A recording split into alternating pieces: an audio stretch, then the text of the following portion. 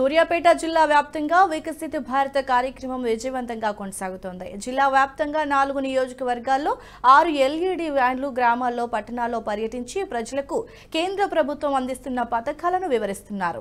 కోదాడలో వికసిత భారత సంకల్ప యాత్ర కార్యక్రమంలో Kodad union bank manager Srinivas Reddy పాల్గొన్నారు. కేంద్ర ప్రభుత్వం అందిస్తున్న పథకాలను సద్వినియోగం చేసుకోవాలని ఆయన కోరారు. కేంద్ర ప్రభుత్వం అందించిన రుణం ద్వారా చిరు వ్యాపారులు లబ్ధి పొందుతున్నారని వెల్లడించారు. కోదాడ అసెంబ్లీ బీజేపీ కన్వీనర్ వికసిత భారత్ సంకల్ప యాత్ర కార్యక్రమం ఈరోజు కోదాడ మున్సిపాలిటీలో నిర్వహించడం జరిగింది.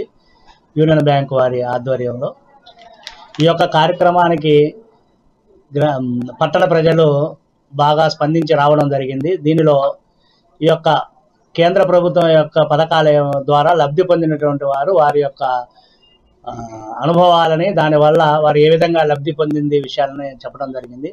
బ్యాంకు వారు, తర్వాత మిగతా గ్యాస్ వారు కానీ, పోస్టల్ వారు, హెల్త్ డిపార్ట్మెంట్ వారు వీళ్ళందరూ కూడా పాల్గొనడం జరిగింది. వీరందరూ కూడా కేంద్ర ప్రభుత్వం నిధులతోటి ఈ రాష్ట్రంలో కొనసాగుతున్నటువంటి సంక్షేమ పథకాలని సవివరంగా తెలియజేయడం జరిగింది. ఈ యొక్క కార్యక్రమం ద్వారా ఇంకా ఎవరికైనా ఈ పథకాల గురించి తెలియకపోయింటే వారికి కూడా ఇది చేరే విధంగా ఈ యొక్క కార్యక్రమాన్ని రూపకల్పన చేయడం జరిగింది.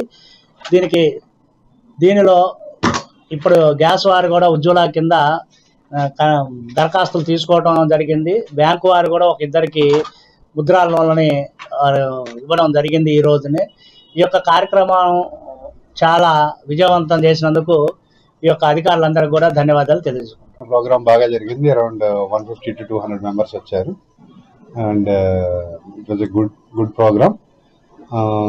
అండ్ గవర్నమెంట్ ఇచ్చే స్కీమ్స్ అన్ని కూడా అందులో మేము వివరించడం జరిగింది ప్రజలకి. Most of the customers ladies వచ్చారు.